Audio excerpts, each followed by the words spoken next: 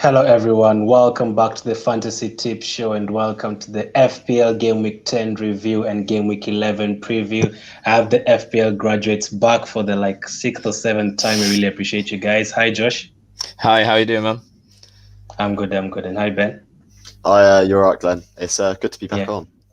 Yeah, time flies. I think the first time we got you on was already 3 months ago, something crazy like that. Mental. So yeah, time flies. So Game Week 10 is over. This is almost a couple of weeks till the FPL Cup starts and a couple of weeks until we're all already midway and get the second wildcard. So we're going to do a quick Game Week 10 review first, and I'm going to start with Ben's team. Just get us through your team for Game Week 10. I'll put it on screen right there. It was a crazy week. 41 out of my 56 points I got were from two players, from Riyad Mahrez and Bruno Fernandes. And I remember on our FPL Fridays, we did a differential of the week. And this week I said Mahrez, he's going to get points this week. He's pulled it out the bag with a hat-trick. Fernandes also returned. The only two players returning. I mean, based on how other people have done, I really will take 56 points. I haven't seen many people with much higher scores than that. So, you know what? I'll take it. It's probably, in the grand scheme of things, probably not the greatest week. If I had picked the right players, had the right players in, I could have got upwards of 80 points. But you know what? 56, we'll move with it. It's not a bad score. And, hey, the Mahrez pick came good. Was there any time that you considered captaining Mahrez, and how did you even know he was going to start? Because there's too much rotation there. I knew he was going to play a big role in the game purely because he only played 15 minutes in the Champions League. And Pep Guardiola this season, we've seen him tend to pick Mahrez in the Premier League games, and Sterling has tended to play and start in the Champions League games. So I always knew that he was going to be starting. Foden had played 90 minutes midweek as well, so I knew he was starting. I didn't want to place the captain on him just in case I was wrong about him not starting. But Fernandes was always going to be my captain this week. I think his away record is phenomenal this season. He's got double-digit returns in every single away game he's played this season. So you know what? Can't really complain about the Mahrez. If I captained him, it would have been even sweeter. But you know what? We'll move with Fernandes anyway. Awesome. So are you expecting anything higher than 56 points or lower at the start of the week? I think I was expecting around 56 points, like 50 to 60 range, but I just was expecting more players to return a lower amount. I don't think anyone could have foreseen Mahrez getting a hat-trick in that Burnley game. And to be fair, any of those Man City assets could have got a hat-trick in that game. So it's a weird game week for me, considering how little players have had return for such big scores. It's kind of a bit of lucky maybe, but you know what? I don't care. I'll take it. Yeah. 56 points is a good score this week. And let's go to Josh's team. I always hear you just saying you're okay as long as you're above average, and obviously you're above average. Just get us through your team. Yeah, so 50 points, I'll definitely take it. Considering almost like Ben, I still didn't have really many players return.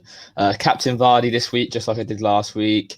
I was so thrilled to see him just get that assist. Something's better than nothing at the end of the day, and 10 extra points is really granted, because if I didn't get those, I'd be looking at 42 points or 44 points this week. So I'll happily take them. Jota, I transferred in this week for Ziyech, so that was a great move. I think Jota is almost a must-have right now with the value that he's at, and he's always playing in that Liverpool attack. It's one of the most dangerous attacks in the league, if not the most dangerous attack in the league. And to be in it for 6 million, nearly 7 million now with his price rises, I think it's an easy transfer to make. Bruno Fernandes, vice captain, obviously probably should have captained him, but I thought Vardy would have maybe scored more than obviously what they did. I don't think anyone thought Fulham would have won that game. But Fulham have looked better so far since Scott Parker has almost brought in loads of these loan signings like Loftus-Cheek, etc. Yeah.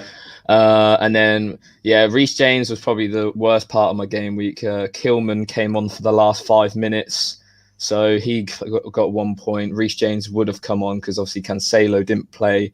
I got attacked by Pep Roulette this week. I think a lot of people did. So, so not a bad score. Like I say, above average. It got me a green arrow. I'll take it. Yeah. What was your sub for this week? So yeah, I brought in Jota for Ziyech. That was my transfer that I made for game week 10. So that worked for you. Ben, Yeah. I'm sure you didn't make any sub, I guess. No, I didn't transfer anyone in because I wanted to bank my transfer. I wanted to get Salah in, but I held it off a week. It could have worked out. I probably would have transferred out Mahrez, to be honest. One of them ones. So I'm pretty glad that I didn't. But now it means I've freed up an extra transfer. I've got 2 transfers now to play with before this next deadline. Awesome. Let me just get through my team. Obviously, the first thing you'd be like, what the hell is Grealish doing on your bench? But the decision on Friday at around maybe afternoon time, it was either bring in Wilson or stick with Grealish in the team for that Friday night game. I wanted Wilson. I knew he was going to do something against Crystal Palace. So after 80 minutes of that game, I was like, what did I do? I know on Monday Grealish is going to score a double, and I messed it up. But Wilson got a late goal and an assist. So he got 12 points for me, which is still more than Grealish. So I guess I'd take that. Calvert-Lewin and Rodriguez disappointing. I thought they were going to do something against Leeds, especially Rodriguez. A blank against Fulham and a blank against Leeds is actually going to come to my team for those 2 games. So he's going to go out at some time. Kane, Son, of course, I didn't expect much, but I couldn't transfer them out. I really wanted a City player, so I had to get Torres, the one who I could afford. And he literally scored with the last kick before he got subbed off. I was so thrilled with that. I brought him in for Zaha. Obviously, you'd know Aubameyang hasn't really worked for me. My heart over my head there. Probably a poor transfer, that one. Bellerin, 0. Dan, 0. Probably should have started Ayling or someone like that. Lewis got a clean sheet. So by the end of Friday, when I got those Wilson and Lewis points, I think I checked the ranking. I was on 150k overall, and I think also in your league, I was was it 10th or something? So you could tell not many had Crystal Palace and Newcastle assets. So I guess they work for me as a differential. But speaking of Newcastle, their game has been postponed, and Josh, I'll start with you. What to do with Newcastle and Aston Villa assets, because I have 4 of them. Yeah, so obviously the whole Newcastle squad got put into isolation due to COVID. It's not clear who has COVID, but the whole squad is just isolated. So they've been postponed for Friday. It's unclear whether they're still going to play in this game week if they play midweek next week. So you have to wait and see for that. But for me, in your case, you're in a bit of a nightmare scenario right now, because obviously 4 players. That's a lot of your team that's out. I've seen a lot of people maybe free hitting, because it's one of those scenarios where it's probably quite a good idea, considering if you've got a lot of your team. Because what do you have, 1 free transfer? I've already spent it already. Yeah, exactly. So you've got no free transfers. So potentially a free hit is viable, because they obviously should be back by next week, hopefully. So I've seen a lot of people do that, but for me, I only have 2 assets, and they're Aston Villa players. So I might take 1 out. I'll bench Grealish. I don't think transferring out Grealish is a good idea, because his price will just be going up. So do you have a bench? Do you have a bench to replace Grealish with? Yeah, I do have. I have Cresswell and Kilman this week, but Cresswell is I think at home to Man United, and Kilman's away to Liverpool, so they're hardly desirable fixtures. So I think for me, I'll take Target out, and then because I have some money in the bank, and I'll replace him with someone maybe like a Leicester defender. I think they seem quite decent, especially if Castagna comes back. Cancelo is fit, right? Yeah, he's fit. It's that Pep roulette. Mendy came back and he scored a 14-pointer this week, which is really nice. But hopefully, I'm just going to play the game of Pep roulette. I think he'll just get rotated in and out with Mendy, and I don't really want to use a free transfer on him just yet. If he gets benched next weekend, then it becomes more of an issue. Yeah, I actually do have kind of a bench to replace. So from that team, I can start. I could take out Lewis and bring in Ayling, and Grealish and Target already on the bench for me, like they were last week. So I'll only have a problem with Wilson. So if I hadn't used my free transfer, it would have been easy to drop Wilson and bring someone else in. But I guess I don't like hits, man. I usually don't like hits. But in this case, like I need to, as you said, play a free hit. So Ben, do you think like a free hit is worth it right now if like you're missing 4 players? Based on your case, what I'm going to say is I'd take just a -4 and I'd bring out either Callum Wilson or Jamal Lewis, and I'd bring in someone who's guaranteed to play. So you could bring in the likes of Shea Adams, you could bring in Bamford, you could bring in like any Chelsea defender potentially who's going to get more than the 4 points that you've used to take the hit. I'd even take the risk of well, it's not even a risk at this point, starting Grealish, and if he doesn't play, he doesn't play. But like if they end up playing at the end of this game week, then you've got him there, and some people may not have him. So it could be a good idea to almost go that route instead of taking the free hit, which I know a lot of people are doing. I can see why people would choose both options, but like Grealish in the form he's in, even if he plays like after everyone else plays, maybe on the Monday or the Tuesday, because I believe both teams have next Tuesday free, it could be a great option because there's going to be players who aren't playing for Newcastle. I'd say it's potentially a good option just to take the -4, keep Grealish in the team just in case that happens. Yeah, Josh, can they still play next week? I think it all depends on the testing. They need 14 players in order to field a game. So as long as it depends really, because I know Steve Bruce probably doesn't want just the first 14 to come back if they're all testing positive. It's quite unclear at the minute because it's not clear who's tested positive. It's sort of the whole squad. So it's going to be interesting. Definitely keep an eye on over the next few days before the game week shuts. But this was the Friday fixture, so I'm not sure if they're going to extend the deadline now to Saturday. We have to again wait and see. It's a lot of keep your eyes open this week in terms of a lot of information coming out. But yeah, I'd agree with Ben. If you're going to take a hit like the -4, I would start Grealish because the worst case scenario, you've still got to like play in Grealish if he does indeed play on the Tuesday. Yeah, I get you. So that's the last thing we wanted, like heading into a busy period. But yeah, so surprisingly, it wasn't planned, but the FPL focus for this week was going to be on Newcastle and their assets before we even heard about the games being postponed.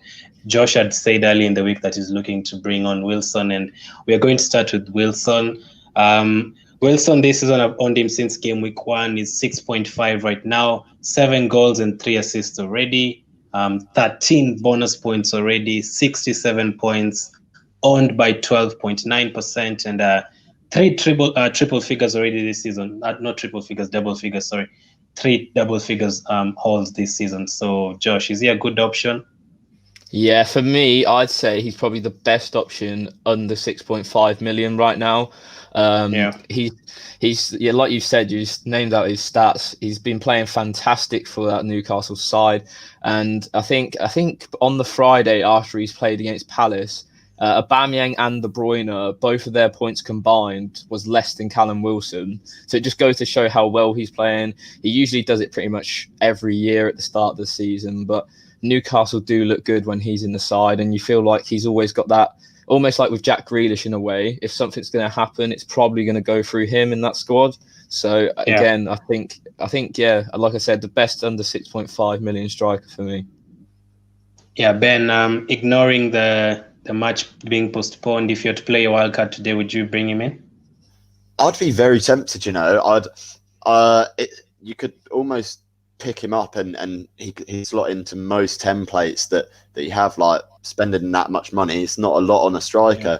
He's on 13 bonus points for the season. Like, I don't think there's anyone that's like, I think maybe there's a couple of players who've got that many, but he just seems to be their talisman at the moment. He's a completely changed player from what we saw of him at Bournemouth last season, where he went 10 or 12 game weeks without a return and then he'd get a couple of goals. But this season he seems to have been really consistent. He seems to like playing under Steve Bruce, and the system that they have around him really suits him to the floor. So like Josh said, like anything that Newcastle create, Wilson tends to be on the end of it.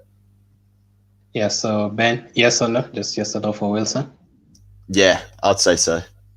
Josh? Yeah, 100%.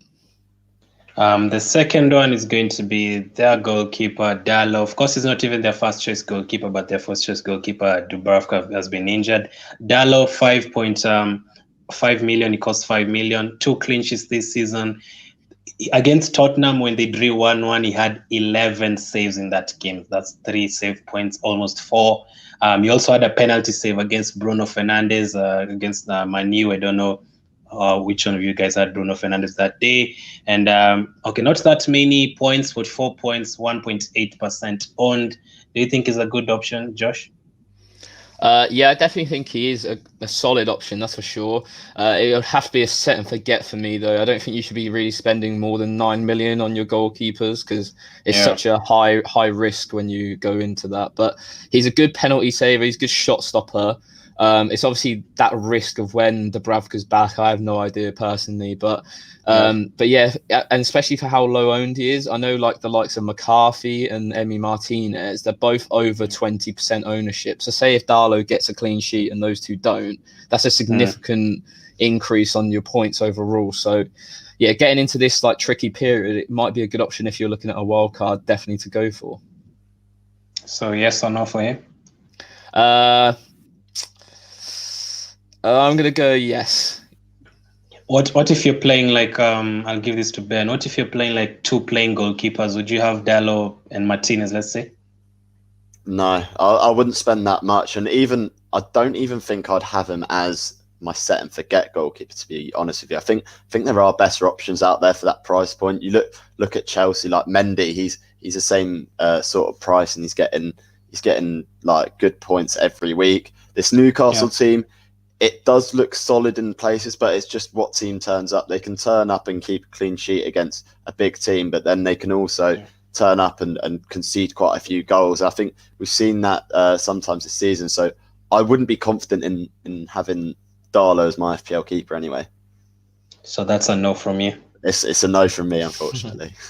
Yeah, he's gotten those save points in a penalty save, but I guess that doesn't happen every day. So Wilson and Dallow as the first two. The third one I want to talk about is going to be Jamal Lewis. I've also had him mostly on the bench because I don't really expect him to bring in that many points. He's only 4.3. He's actually dropped, I think, 0.2 since he came into my team. He was 4.5.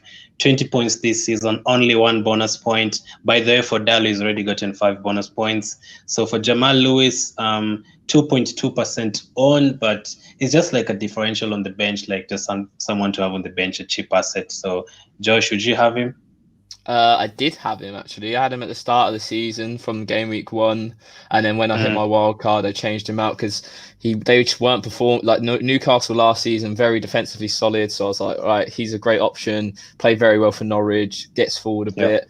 He only had 1 return from game week 1 to I think about game week 5 or 6. So that's not good enough even for a 4.5 million defender. There are way better options at that time. But then obviously when I take him out and he drops in price, he starts returning just like everyone does. So he's probably a good option now, especially for how much he costs right now. 4.3, that's extremely cheap for a playing defender. It's similar to Kilman in a way at Wolves. He obviously got benched at the weekend, but he was playing. So I think if you like to save budget, I'd definitely have him in because he'll be playing pretty much every game in that Newcastle defence. Yeah, for him, he's only played like twice in my first team. Last week being one of them, and he got a clean sheet away to Palace, so I was very happy with that. And after that day, as I said, the rank like increased, like went up from like 500k to 150k. So it means not many people have him and Wilson. Ben, Jamal Lewis, or better options? I think there's better options again. He's only returned more than 5 points in game week 1 and game week 10. So there's so many more options at that price point, and even a bit higher that will get you much better value for your points. So I'd try and stay away from him. There's a reason that he's gone down to 4.3 million, and it's not because he's good value for money, in my opinion. I think Josh held on to him a bit too long, in my opinion. But there's a lot more options you can go for teams that are more defensively solid and are more likely to keep clean sheets. Because 20 points overall for a defender so far in 10 game weeks. That's effectively 2 points a game. So it's not worth it in my opinion. When you put it like that, I'm like, what the hell is he doing in my team? But anyway, he got me a clean sheet last game week, and I always give a chance to anyone who gives me points the previous game week. So that's a no for you, Ben. That's a no for you, Josh, too. I think if you need a 4.3, because I'm saying budget wise, if you need to save the 0.2, because he's obviously a lot cheaper than a 4.5, and 0.2 could go a long way in some respects. Yeah. I think he's the best under 4.5. Definitely, I think you should get him in. But like Ben said, there obviously is better value at 4.5 and above, right, without a doubt.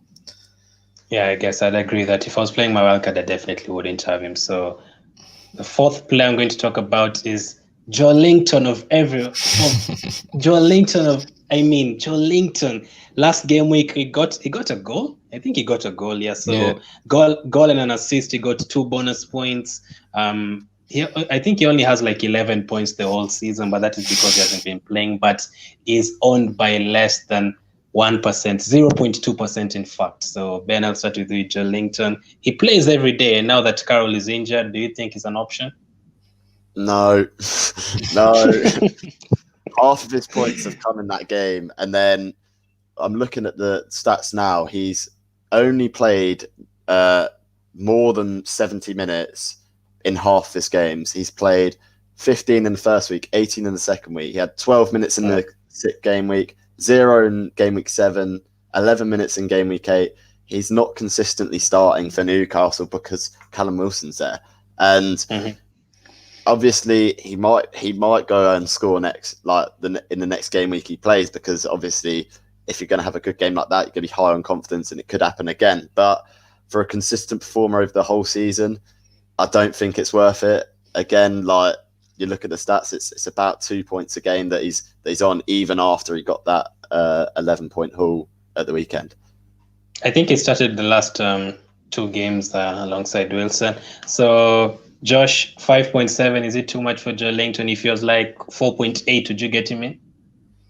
Yeah, if he's 4.8, you have to consider it maybe. I think he's going to be one of those players. I think he needs Callum Wilson with him in order to prosper. Like both of them, they got a goal and assist each to each other. They look like a solid partnership if they were to be played together more regularly.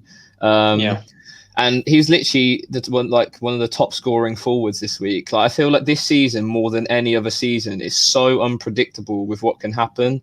Like, for example, this week just gone, all of the template players that everyone thinks are going to return haven't returned. That's why we've seen everyone have little to less than 6 players return in many cases. It's a lot of the lower teams getting a lot of returns.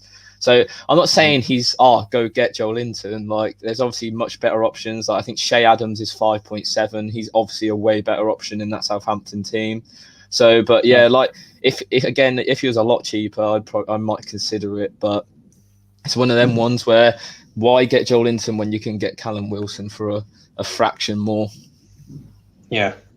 Okay, so that's a no from both of you. Don't even have to ask. And then the fifth and last one is going to be Federico Fernandez. Ben, I know this is not a name that even impresses you, Federico Fernandez. He's 4.9 right now, 0.8% owned. He's only picked up 20 points this season and 1 bonus point. If you had to have a differential defender with the fixtures coming up, would you get him? Oh, Glenn. No.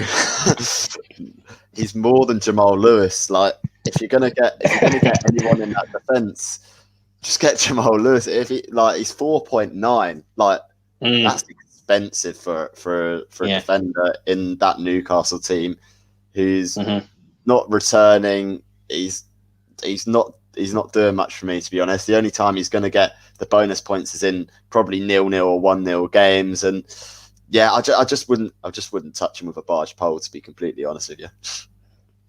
Not at all. I'm guessing, Josh. Yeah, probably in the same boat. To be fair, I had him last year. He was a lot cheaper though. He was He was definitely 4.5 or below. He's quite good from attacking set pieces. I remember him scoring a couple of times last season for me, but this season him getting a price rise. I don't know what they're thinking at FPL there, because he's definitely not worth 5 million. you can see his price probably dropping more as the season goes on. So yeah, if you're getting Newcastle defenders, just go get Jamal Lewis if you really, really need to. So I was looking at the fixtures. Of course, the Aston Villa one has been postponed. After Aston Villa, they have West Brom, they have Leeds, they have Fulham. After that, obviously, they have City, Liverpool, Leicester. But the next 3 games since Aston Villa has been cancelled, Ben, if everything is okay by next week, how many Newcastle players would you get? I think it would only be Callum Wilson that I'd probably try and get in. I think he's probably the best option to go for purely because of how many points he's already got this season. I mean, if you're gonna really look at anyone else, I know a lot of people jumped on the Alan Saint-Maximin hype train at the start of the season. He hasn't really done much, to be honest. Like, he was a cheap, 5.5 million option. I don't think he's quite gonna get the returns that you want from him because there's the few other options around there. So I think if you're going to get anyone for these fixtures, Callum Wilson, because he could get quite a few goals in those fixtures coming up, as you said. Yeah, Josh? Yeah, I'd have to agree. I'd only go for Callum Wilson. It's quite a nice rotation as well. You can get, I think, Callum Wilson in for the next 3 or 4 fixtures, including the Villa one, if they obviously go ahead. And then you can switch him out for Antonio, who has a similar run of fixtures after that, like against the West Broms and Fulhams of the world. So that 6.5 million range is perfect to chop and change rotation-wise with the fixtures. You almost just play the fixtures in a way. In terms of like who's assisting Callum Wilson, it's really difficult because it doesn't seem like there's the 1-2 combo almost. It's almost Wilson and whoever it can be to get him the ball. Ben mentioned Saint-Maximin. They obviously have the loss of Almiron as well. I know a lot of people brought him in at the start of the season. So it's interesting. But for me, it's just got to be Callum Wilson, I'm afraid. There's no one better in that Newcastle team. So, Ben, that was going to be my next question. Yeah, I'm glad you brought up Almiron. Is there anyone else in Newcastle? Almiron, we saw Shelby coming in back the other day in his own every set piece. Anyone else from Newcastle? I'd say maybe Jeff Hendrick at 4.8 is probably the best option if you want to get into that Newcastle midfield. He got a big haul on the first game week, hasn't done too much since, but we know that he's got a bit of quality. He was at Burnley, did all right there. I think if you want to take like a differential punt and go Hendrick, maybe you've got the spare like 4.8 somewhere that you just need to spend on someone. He might be a bit like a good option to go for, but he just needs to start like playing well against. He hasn't played too well over the past few game weeks. He needs to get a few more assists and goals. But yeah, that's a cheap option to go for. It's pretty low risk as well because he's so cheap. So if there's anyone to get in that midfield, maybe you try and fit him in. Clearly, then there's not too much support for Newcastle, unfortunately. So, Ben, I saw you won your game, I think, over the weekend 3-1. So let me just ask you a question out of the box. Like, would you take Steve Bruce at trading since you will not take any of the players in your team? No. Reading have a World Cup winning manager at there, so we can't take Steve Bruce. We can't. So it's a no from Bennett. So that's the FPL focus on Newcastle. The next topic is going to be the fixtures for game week 11. Of course, the first one has been postponed. I'll have them scrolling at the bottom right now. So game week 11 preview. Josh, which games are you looking forward to most? I think the 2 big ones for me will be Everton away to Burnley. All depends if Nick Pope's back. We saw how poor Burnley defensively were against Man City. I know they get battered every year when they go there, but that Peacock Farrell in goal, he just looked really bad, shot of confidence. He hasn't really played too much. So I would maybe target DCL as a captaincy option to spring back from his blank against Leeds. He was unlucky not to score, to be fair, in that game. So he's looking good, and obviously he's so high owned. It would be an interesting thing to captain him because obviously it would get double the points everyone else would get in him. And then another one for me would be Man City at home to Fulham. Fulham are looking a lot better than what they did, don't get me wrong, but City look like they're firing on all cylinders after that Burnley game, and getting a City asset in midfielder wise is probably quite crucial coming up very soon. Yeah, Ben, what about you? Of course, we saw Josh captaining Vardy for Leicester. Do you think he can get some points away to Sheffield? I don't know. He looked really isolated in that game against Fulham, and like a lot of people were expecting him to get 2 or maybe even a hat trick of returns, and he just didn't do it. I think it's the system that Leicester play. Like, they don't change from that almost 5 at the back formation that Brendan Rodgers seems to stick with. I think if they're playing against the lower teams, and that system's really going to struggle to break them down, and then they're going to get countered and potentially pay the price. So I don't know whether I see Vardy returning. I could maybe a penalty or something like that, because that's what Vardy does. He loves taking penalties. He loves getting in areas where he can cause defenses problems. So maybe I do see a return against the Sheffield United team as well. They haven't looked great this season, so yeah, I potentially see that.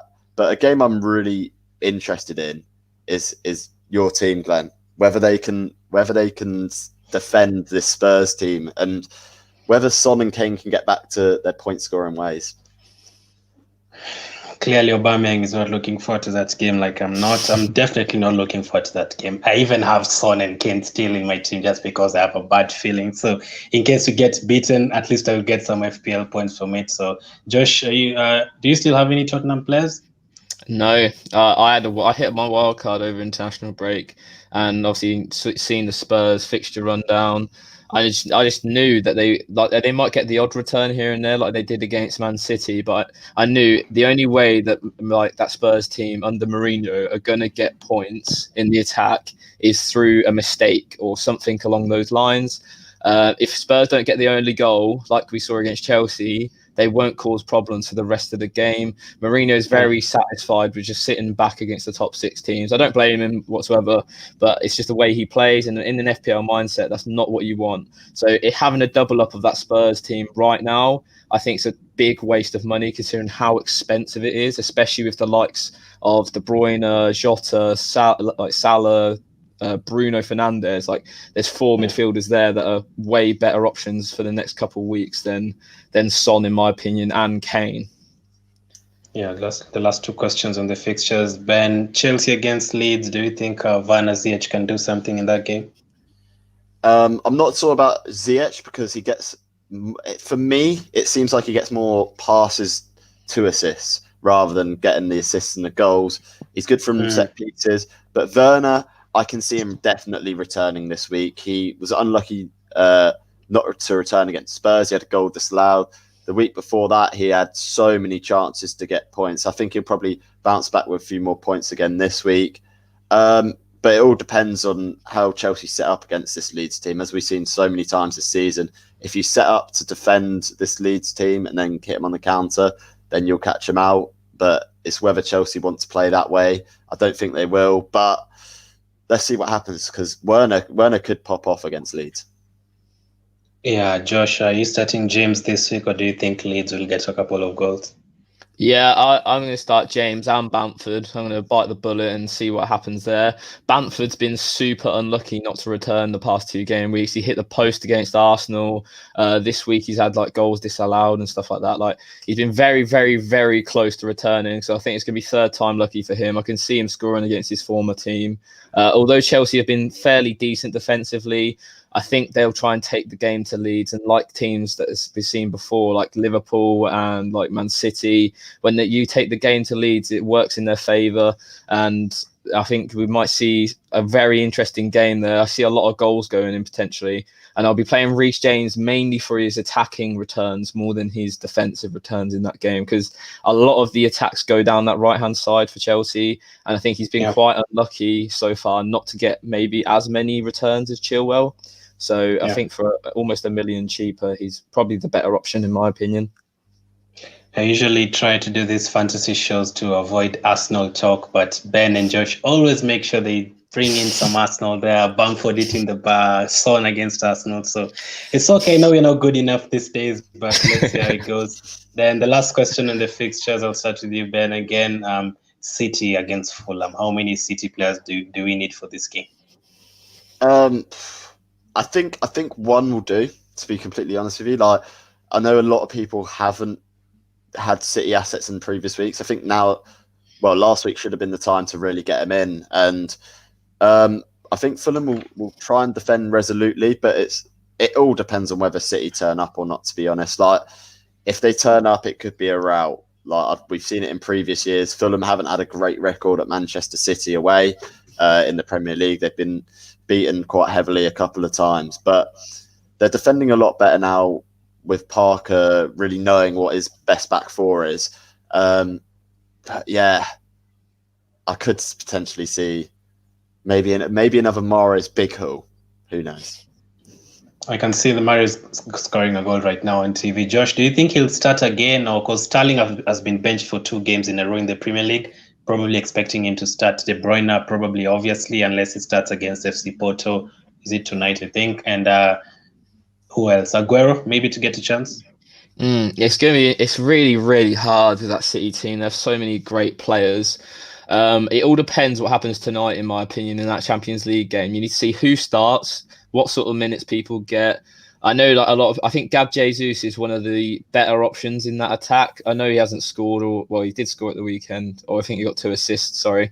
But he's probably one of the better options. He seems to play in the Premier League more so. I know Aguero's coming back, but even when Aguero was back before, they almost 50-50 their minutes. And for me, I think Aguero is just not the Aguero that we know and love.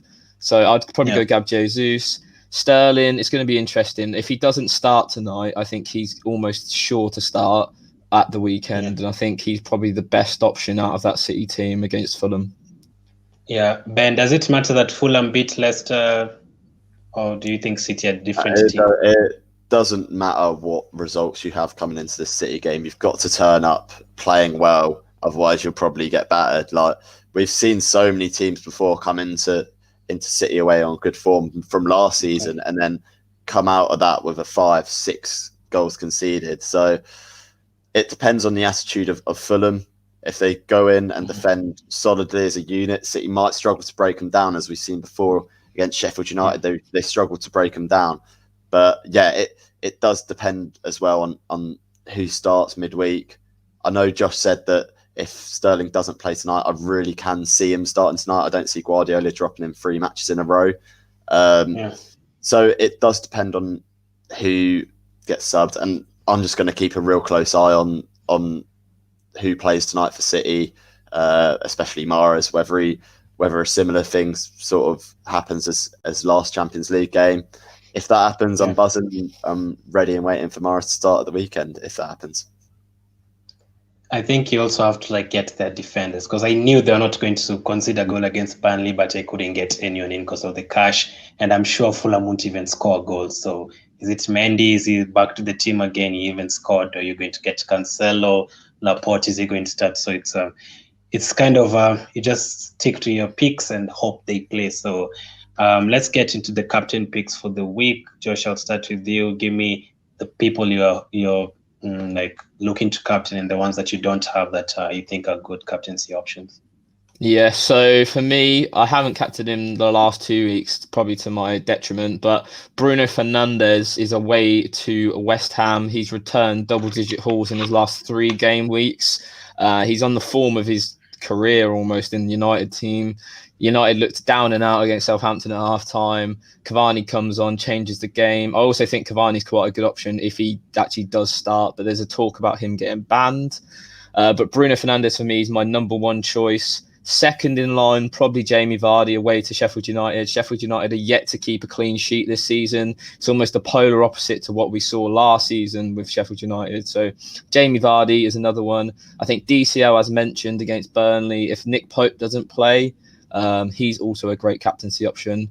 In terms of players that I don't own and are good captaincy options, I think Mo Salah at home is always a good shout. They're facing Wolves, though, so a bit of a trickier one, a bit of a differential, I think.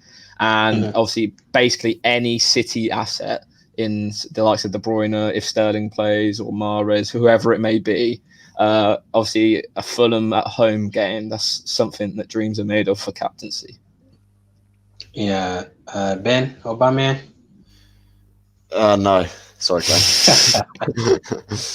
What are your options? I mean, Josh has pretty much taken all of my options that I was Sorry, going to say. If I was going to go for a really differential pick for captain, if Zaha is back against West Brom away, that could be a great option to go for. I probably won't go for him as my captain, but Calvert-Lewin, Burnley away is a good one if Everton can get back to how they were at the start of the season. Mahrez at home to Fulham. And sorry, Glenn, again, going to bring it up.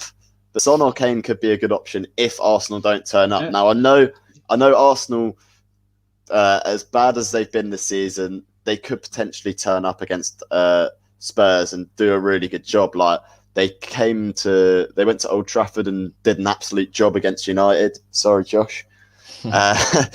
So they could turn up again, and it's a risky one, the Spurs assets to captain. But yeah, Bruno's a pretty obvious one. West Ham away. We've seen what Bruno's like away from home, and double-digit returns every time. So maybe that's the best one to go for.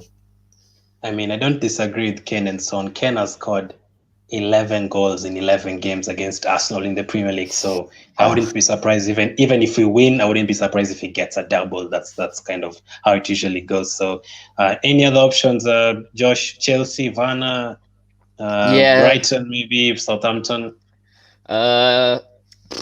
Maybe Werner if you still own him. I think that's obviously a shout, a definitely differential shout. I think you'll see Bruno being the top percentage captain this week. I just wanted to touch on the defenses of the teams. Like last season, we had a Norwich guaranteed goals every time they played them. This season, it just seems very different. Like, although Fulham and West Brom, don't get me wrong, they're not been the best so far this season, but there's no real team that's been like, I can captain my player against them and he'll definitely return. So it's been a little bit harder. Like even West Brom, like Sam Johnston's been performing out of this world in goal for them. He got 11 points this week, just gone. And Fulham look more defensively resolute. So I think if there's a team that's probably the worst at the minute, it would be between Burnley and Sheffield United for me defensively. Both of them just look terrible at the back right now, especially without Pope. And then obviously Sheffield United yet to keep a clean sheet due to all their injuries.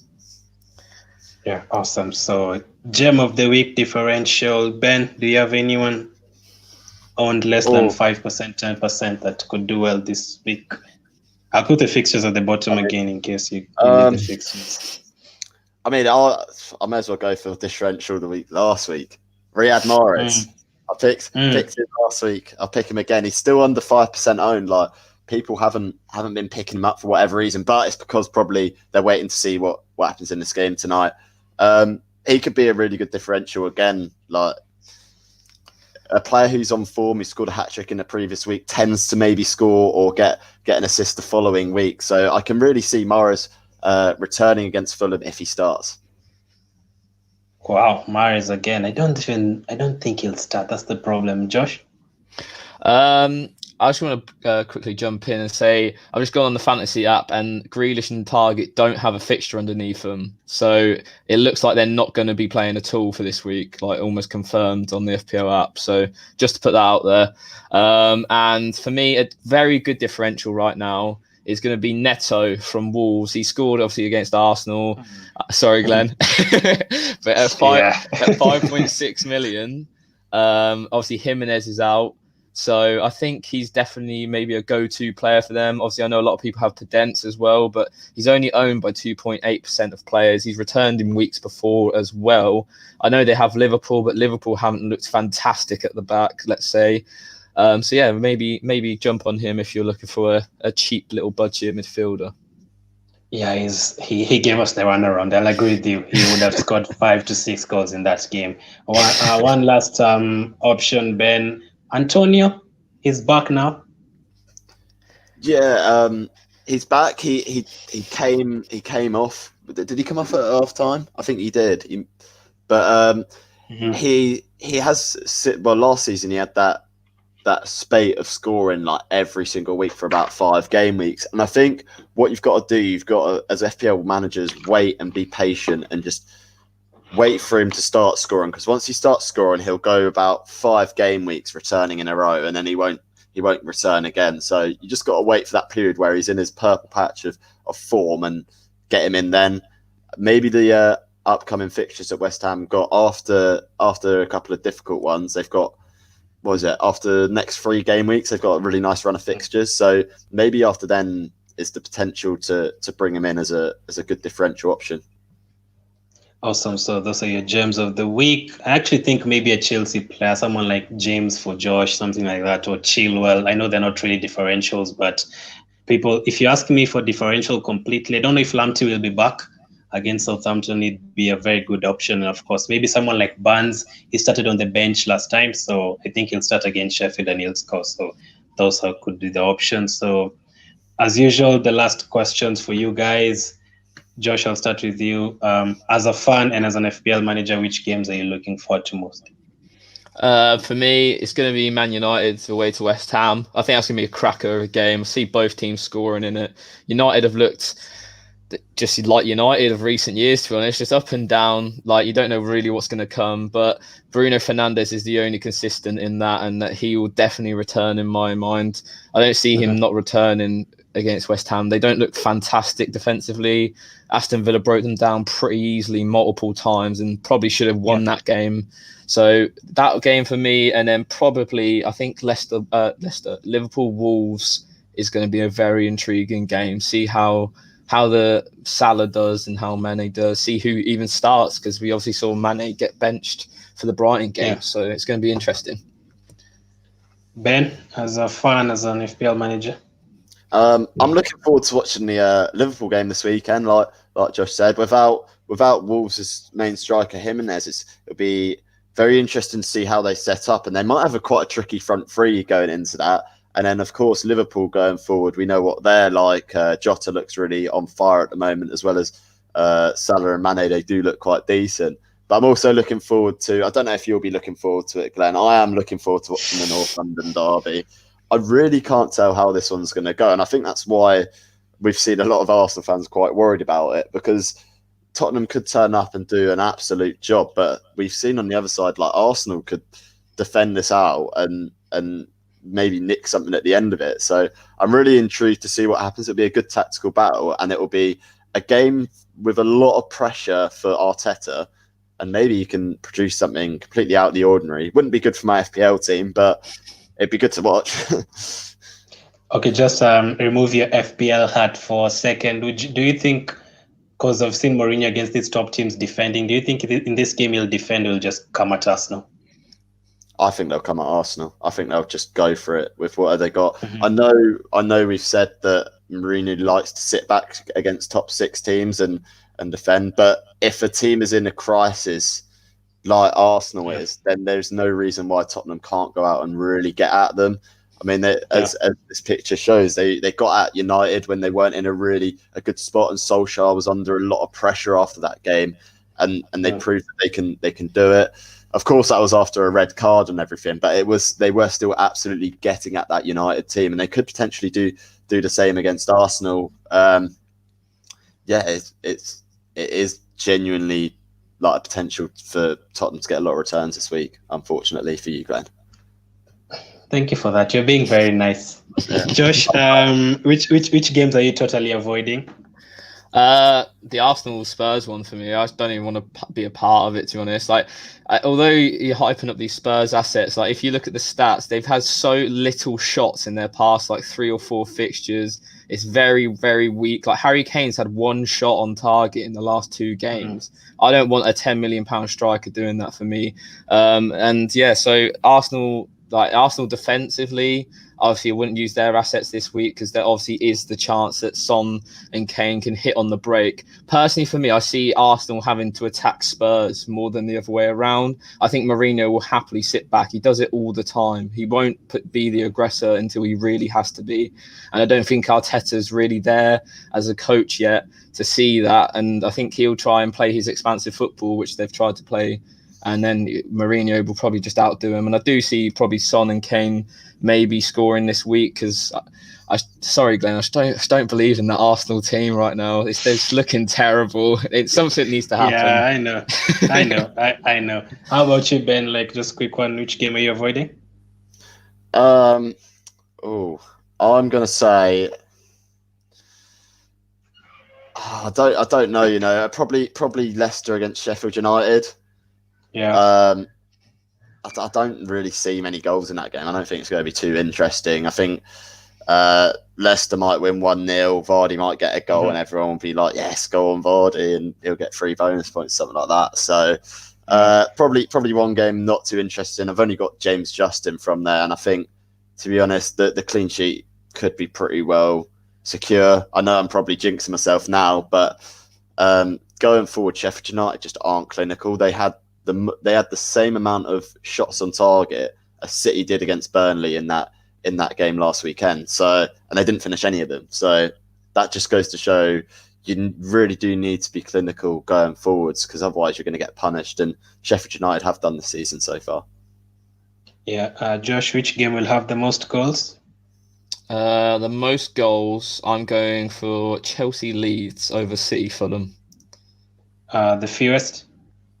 Yeah, I'm going to agree with Ben with Leicester Sheffield United. Both of them struggled to score. Ben, highest and lowest scoring games? I'm going to go for the highest scoring game being City Fulham, and the lowest scoring being Leicester Sheffield United. Leicester Sheffield United. And last question, Ben, I'll start with you. 3 players will definitely score. 3 players who will definitely score: Timo Werner, Kevin De Bruyne, and we'll go with Jamie Vardy. Okay, Josh? I'll go Bruno Fernandes. Let's spice things up. I'll go Aubameyang, and then I'll go Neto, my differential pick. Neto to score against Liverpool, Aubameyang to score against Tottenham. Josh, if you get those ones, I should put some money on that. Yeah, you need to start putting some money in that. Thank you guys for coming on, as always, Ben and Josh. You can follow them on FPL Graduates on Twitter and obviously on YouTube. I don't know their plans for this month and all the games that are coming up. Ben, I asked Josh before. The games are coming thick and fast. Busy. There's going to be a lot of FPL Fridays. Might even be a few FPL Wednesdays as well, you know. Yeah, man. Thank you guys very much for coming on. Thank you, everyone, for watching. Keep staying safe, and I'll catch up with you guys later.